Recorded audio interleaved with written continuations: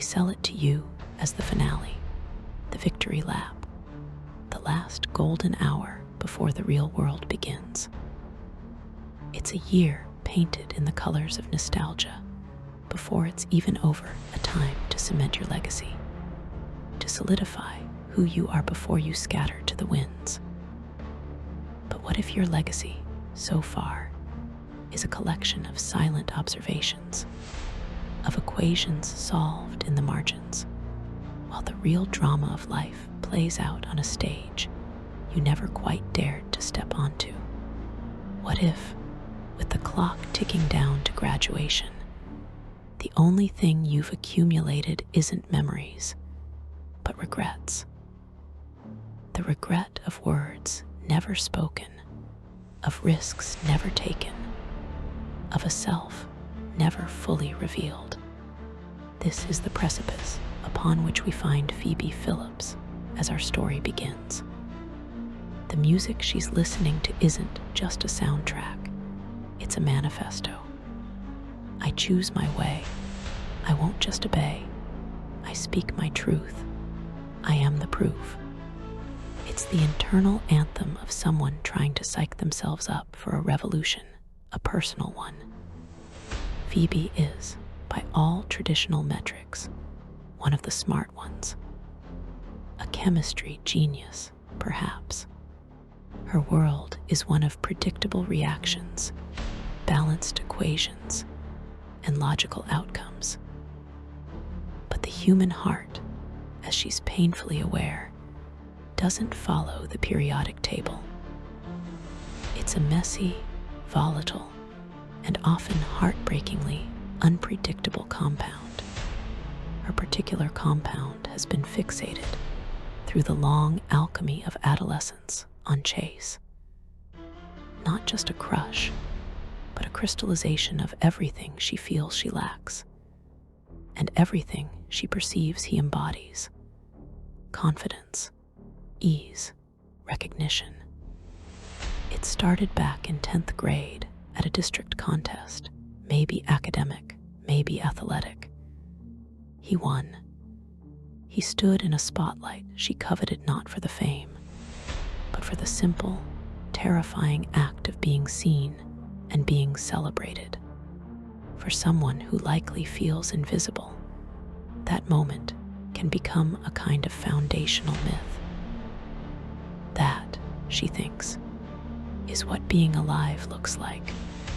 And so, armed with a desperate, senior year courage born from the fear of future regret, she makes her move.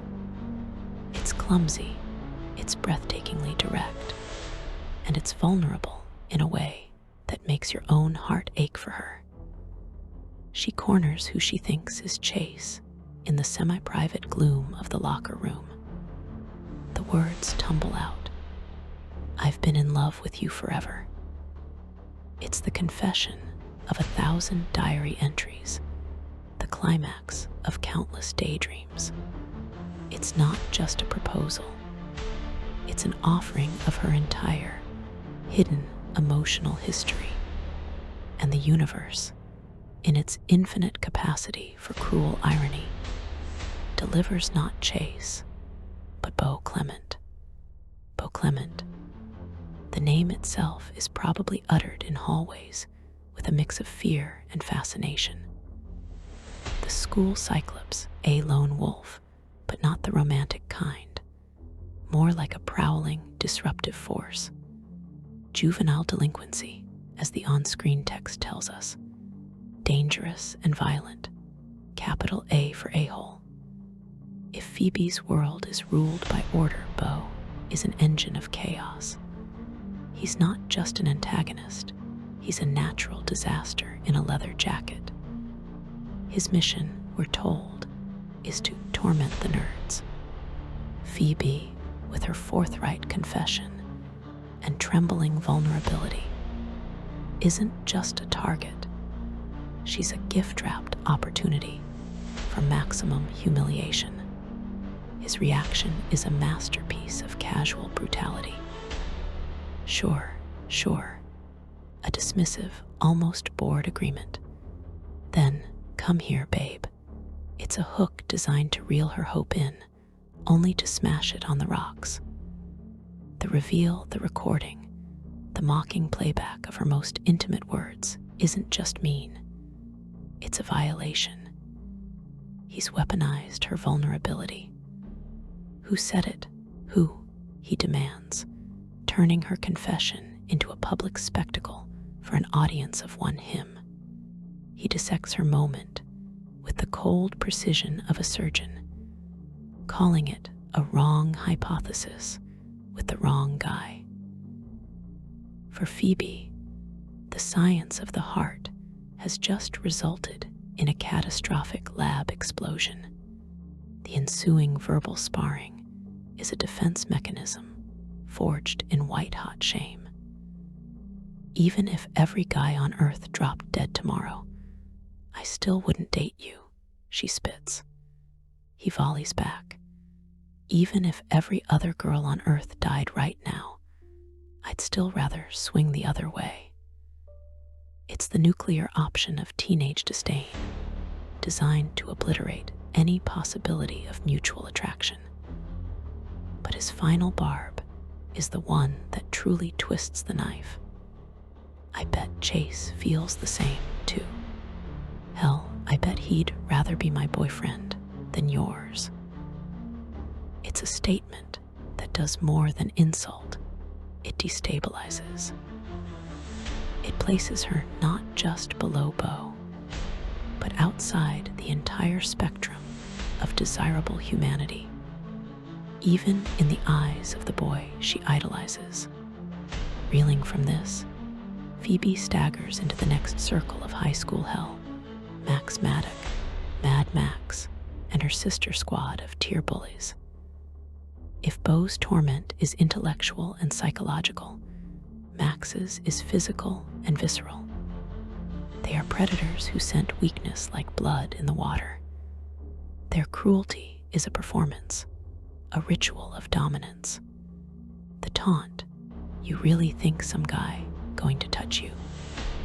Maybe if he's desperate, definitely blind," is a chilling echo of Beau's sentiment, but delivered with a pack's gleeful viciousness. The chant they concoct is dehumanizing, reducing Phoebe's nascent longing to a crude joke. The forced stripping is the ultimate act of symbolic annihilation. They aren't just bullying her, they are trying to erase her, to strip away not just her clothes, but her very dignity, leaving her exposed, literally and figuratively, to the world. The walk of shame home, the whispered apology to her mother through a bathroom door. These are the moments that define a certain kind of teenage despair. It's a despair that compounds. The romantic humiliation, the public sexual shamming, the feeling of being utterly alone in a crowded universe. Her thought, first, "I confessed to the wrong guy, and now I'm called a slur when I haven't even kissed anyone yet," is a heartbreaking ledger of injustice. The world has judged and punished her for a crime of feeling, for a desire she hasn't even had the chance to act upon. This is the catalyst. This cumulative weight of regret and rage transforms Phoebe. The phrase, "I've had enough today," isn't just a statement. It's a personal declaration of war. Passive Phoebe is gone. In her place is someone capable of action, even if it's reckless, even if it's dangerously ill-advised. Her decision to stalk Beau into the Asterisk Boys' Asterisk locker room is a monumental crossing of boundaries. She is now the invader, the disruptor. And what she discovers, there is a crack in the universe, a piece of data that doesn't fit Beau's malevolent profile. Beau Clement, the terrifying Cyclops, is on the phone, and his voice, heard from a distance, isn't snarling or mocking. It's strained. It's trying to sound casual, but is laced with an underlying tension. "Hey, Mom, I'm sorry. I'll do better next time, I promise. I'm sorry." The call drops. The number you have dialed is no longer in service. In an instant, the monster is reframed. The delinquent is a mommy's boy cut off, apologizing to avoid. The armor has a chink.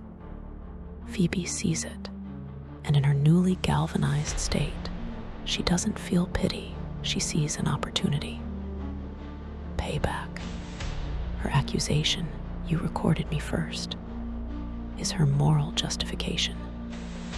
The scale in her mind must be balanced. But Beau's reaction is not that of a calculated bully caught in the act. It's the feral panic of a cornered animal whose secret has been discovered. "You are bad crazy," he shouts, and in his eyes, she probably is. She has breached his last sanctuary, the place where he lets the facade drop. The struggle that follows is chaos, a slip, a fall, and the terrifying, silent submersion into the pool. What happens next is the core of the entire narrative. Beau's transformation is instantaneous and absolute. The taunting, cruel exterior vaporizes. What's left is raw, unmediated terror. "Oh my God, Phoebe, Phoebe," what the asterisk expletive. The curses are no longer weapons, they are manifestations of sheer panic. His commands, "Come on, smart mouth. Talk to me. Desperate please." The use of her nickname, Smart Mouth, shifts in an instant from an insult to a term of frantic endearment, a lifeline to her identity. "Stay with me." The expletive, "I'm sorry, I'm sorry, I'm sorry," repeated like a prayer, isn't for the recording or the mockery. It's an apology to the cosmos for whatever part he played in bringing this fragile life to the brink of extinction. He is utterly, terrifyingly responsible. The CPR is not a romantic moment. It's clinical, desperate, and profoundly intimate in the least sensual way possible. It is life forcing itself upon death. And when she revives, the first connection between them isn't love or understanding. It's a new cycle of accusation and trauma, but now forever intertwined with the fact of her continued existence. "You put your lips on me, and you felt my boob." This is how they re-enter the world of the living, not with shared relief, but with a new, grotesquely intimate ammunition against each other. For Phoebe, this clinical, life-saving act has stolen yet another first. "That was my first kiss, you expletive." For Beau, the sheer absurdity of the accusation after what he just went through is incendiary. Consider it charity. Their dynamic has been irrevocably complicated. He is no longer just her tormentor, he is, objectively, her savior. She is no longer just his victim. She is a living, breathing accusation who has seen him in a moment of naked fear and heard his secret sorrow. The accusations fly again, pervert, intentional drowning, but the ground has shifted beneath them. The old rules of engagement are gone. When he finally hands back her phone, the gesture is loaded. 2 for 1 deal. You get saved and kissed by an expletive. You're very welcome. It's a return to the armor, but it's ill-fitting now. We've seen what's underneath. And she has too. The final shot of Phoebe alone, clutching her phone and uttering a stunned "oh" expletive, isn't just about the shock of the day. It's the dawning of a terrifying, irreversible comprehension. Her neat, binary world, nerd vs bully, victim vs aggressor, regret versus action, has been blown apart.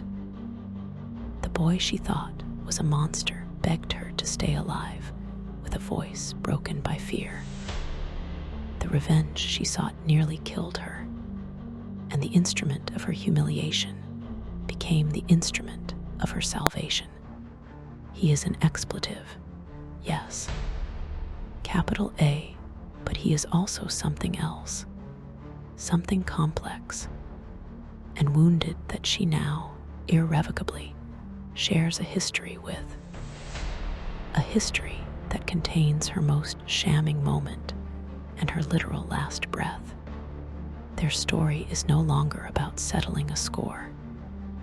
It's about the unsettling fact that they are now, in the most profound and messy way, connected. The rest of senior year stretches out before them, not as a path away from regret, but as a tangled, unpredictable journey through a landscape where the lines between hatred and need, cruelty and care, and damage and rescue have become hopelessly, fascinatingly blurred. The game has changed. The only question left is, what terrifying, complicated, and potentially transformative thing will they build from the wreckage? The sound of a lighter flicking, a slow inhale and exhale. The piano music is gone, replaced by a low, ambient hum of nighttime. Narrator asterisk that "oh" expletive moment. It's the sound of the universe recalibrating. It's the echo in your head after the ground has finished shaking and you're left standing in the dust, staring at a new, unrecognizable skyline. For Phoebe Phillips, the dust was the chlorine sting in her nostrils, the damp, cold weight of her clothes, and the phantom pressure of hands on her sternum, hands that had shoved her. And then, minutes later, pushed life back into her. She didn't go home. How could she? Home was where she apologized for existing. Home was the shrine to the quiet, studious girl who was now dead, drowned in that pool alongside her own dignity. Instead, she found herself on the bleachers of the abandoned football field, the aluminum cold, and biting through her wet jeans. The moon was a clinical sliver, casting the world in shades of bone and ink. She played the recording, not Bo's, her own, the one she'd taken of him, the shaky, half-hidden clip of Bo Clement's voice cracking on the words, "I'm sorry, Mom." She listened to it once, twice, 10 times. She wasn't listening for ammunition anymore. She was listening for the flaw in the crystal, the hairline fracture in the monument of his cruelty. The number you have dialed is no longer in service. It wasn't just an apology. It was a message sent into a void, a prayer with no recipient. Meanwhile, Bo Clement wasn't riding his motorcycle through the night, tearing through the suburbs in a rage. He was sitting on the curb outside a closed 7-Eleven, 3 miles from school, helmet on the ground beside him, hands still trembling. He could still feel it, the terrifying limpness of her body as he dragged her from the water, the way her head lolled back like a broken doll. He'd seen violence. He'd dealt it. This was different. This was silence. This was the universe threatening to erase something right in front of him. And for a few endless seconds, he'd been powerless to stop it. And her accusation, You put your lips on me. It should have been funny. It would asterisk have been funny. Yesterday's Beau would have laughed until he cried. But now, it just felt like a sick, cosmic joke. His first real physical contact with a girl that wasn't a shove or a threat was to breathe air into her lungs, while his stupid, panicking hand groped for a pulse and found the soft curve of her breast instead. He could still see the outrage in her bleary, water-filled eyes. Not gratitude. Horror. As if he'd violated her twice. First with the recording, then with the salvation. He lit another cigarette, the flare of the match illuminating the tight set of his jaw. Smart mouth. The nickname had just fallen out of him in his panic. Why that? Why not Four Eyes or Nerd or Expletive? Because even in the terror, some part of his brain had registered that her last words to him had been sharp, defiant. You're such an expletive, a smart mouth, a fighter. He hadn't saved a victim, he'd saved an opponent. And for reasons he couldn't begin to unravel, that mattered. The next day at school was a study in surreal avoidance. Phoebe moved through the halls like a ghost, her usual invisibility now tinged with a new, eerie quality.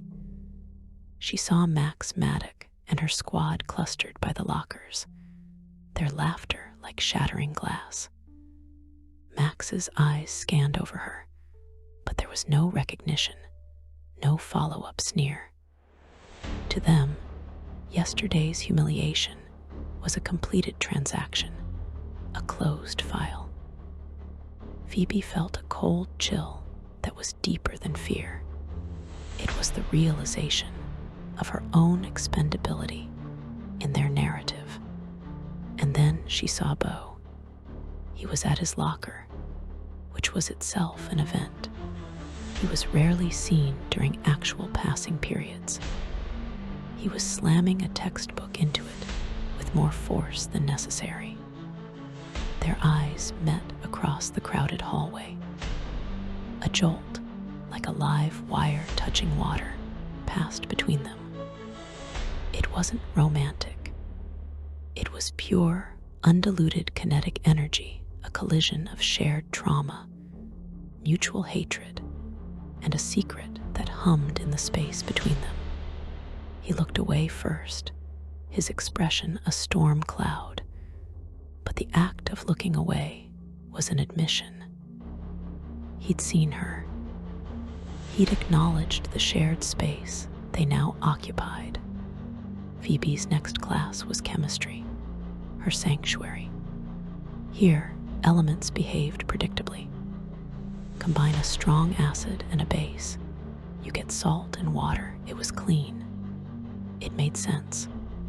Today, the lesson was on catalytic reactions, a substance that speeds up a chemical change without being consumed itself. She stared at the diagram on the board, her pen frozen over her notebook. A catalyst asterisk, an agent of change that emerges unscathed, yet leaves everything irrevocably altered. Was that what Beau was? A human catalyst. His cruelty had precipitated her act of rebellion, the stalking, the recording. His violence, the shove, accidental or not, had precipitated the near drowning. And his whatever that was, CPR, panic, apology, had precipitated her still being alive. He'd been at the center of this whirlwind, and what was he now? Still Beau Clement, slamming lockers. But what was she?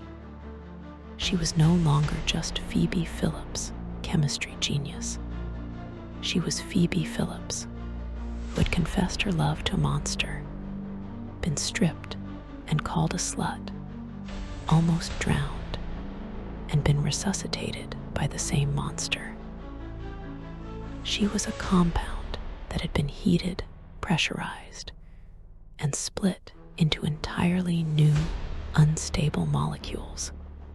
The thought was so overwhelming, she had to put her head down on the cool lab table. Beau's day was a procession of aggressive boredom. He skipped 2 classes, smoked in the auto shop bay, and got into a snarling, non-physical confrontation with a football player who bumped into him.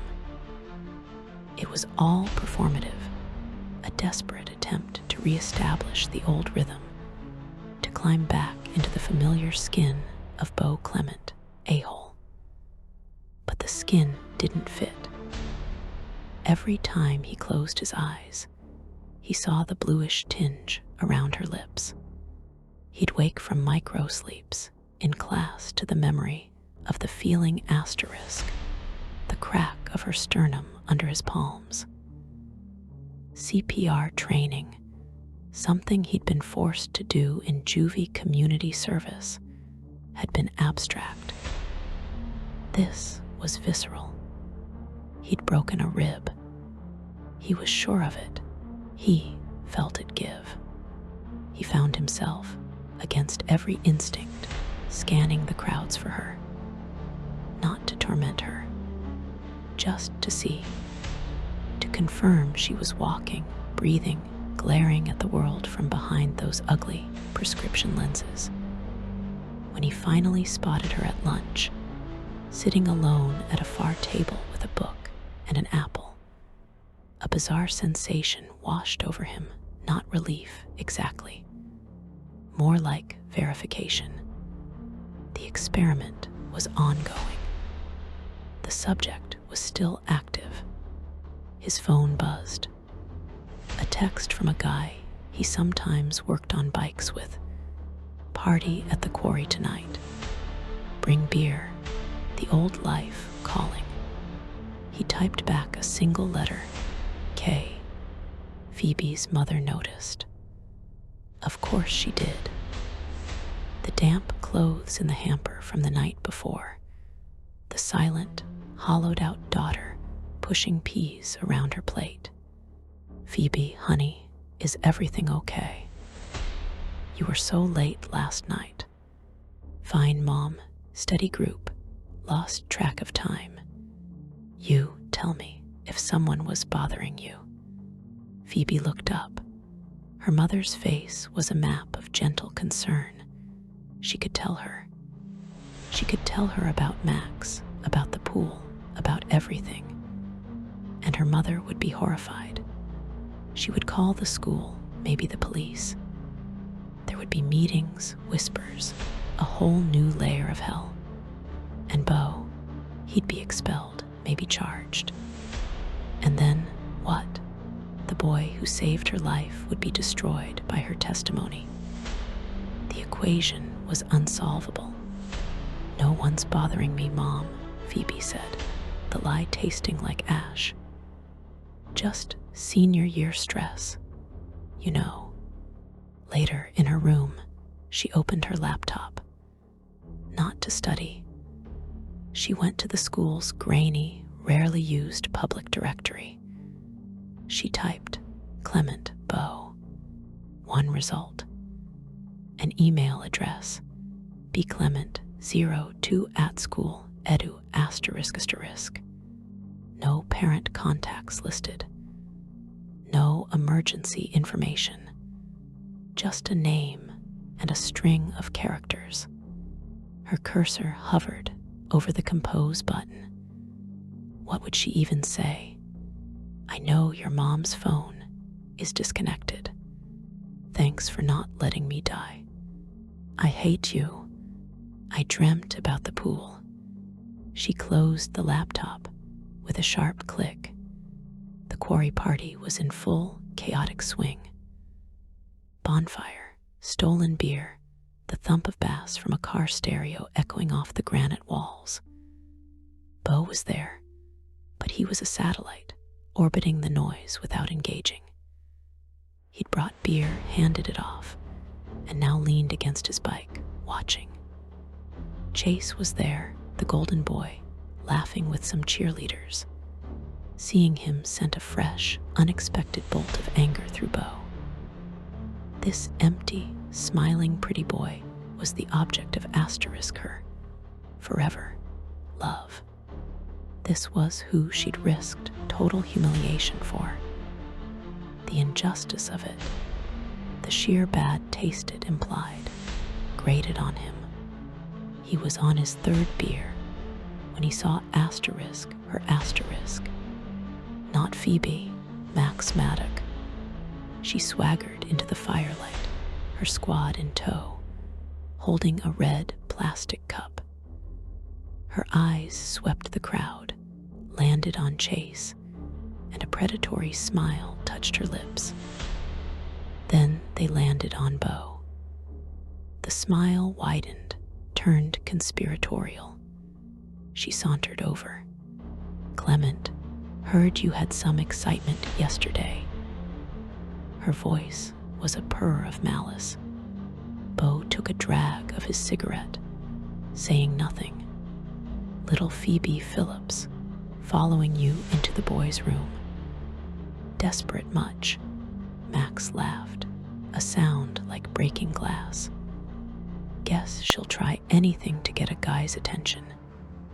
Even She didn't finish. Bo's gaze, flat and cold as the quarry water below, stopped her. "Even a what, Max?" His voice was low, devoid of its usual mocking theatrics. Max, emboldened by her friends and the beer, shrugged. "You know, a freak, a nerd. Guess she figured you were on her level." The words hung in the air. On her level. Before Bo could even process the reaction forming in his gut, a hot, defensive surge that had nothing to do with himself and everything to do with the image of Phoebe, dripping wet and accusing him of theft. A new voice cut through the music. "Is this the party?" Everyone turned. Standing at the edge of the firelight, in simple jeans and a dark hoodie, was Phoebe Phillips. She looked small. She looked impossibly out of place. But she didn't look scared. She looked resolved. Her eyes found Bo's first, held for a fractured second, then moved to Max. A collective, incredulous silence fell over the group near the fire. Max's laugh this time was genuine, startled delight. "Oh my God, the little stalker's here. Did you follow Bo again? Or are you looking for Chase?" She gestured grandly toward the golden boy, who was staring with bemused confusion. Phoebe ignored her. She walked forward, her steps deliberate, until she was standing directly in front of Bo. The entire party was watching now, a ring of firelit faces. She looked up at him. The firelight played in her lenses, hiding her eyes. "You left this in the locker room," she said, her voice clear and steady, not carrying the tremor she felt inside. She held out her hand. In her palm was a single, cheap, black guitar pick. Bo stared at it. It wasn't his. He didn't play guitar. The silence stretched. Max was grinning, waiting for the explosion, for the cruel dismissal. Bo's mind raced. This was a move, a gambit. She was putting him on the spot, forcing a reaction in front of everyone. Why revenge? To make him look foolish. To connect. He looked from the pick to her face. He saw the faint, almost imperceptible tremble in her lower lip. He saw the defiant set of her jaw. Smart mouth. Slowly, deliberately, he reached out. He didn't take the pick. He He closed his fingers around her wrist, his grip firm but not painful. Her skin was cool. He could feel her pulse hammering against his thumb. "Yeah," he said, his voice rough but carrying in the quiet. "I was wondering where that went." He took the pick from her palm, his fingers brushing hers. He shoved it into the pocket of his jeans. The spell broke. Someone whooped. The music seemed to swell again. Max's smile had frozen, then twisted into something confused and irritated. The spectacle she'd anticipated hadn't materialized. Bo had just accepted it, acknowledged a connection. Phoebe pulled her hand back, her fingers curling into a fist, as if to hold onto the sensation of his touch. The same hands that had pushed, saved, and now claimed a lie for her. "Cool," she said, and then she turned and walked away, back into the darkness from which she'd come, leaving behind a rumor, a mystery, and Bo Clement standing utterly still by the fire. A fake guitar pick burning a hole in his pocket. The ambient hum returns, lower now, with the distant, fatting echo of party music and the crackle of a bonfire.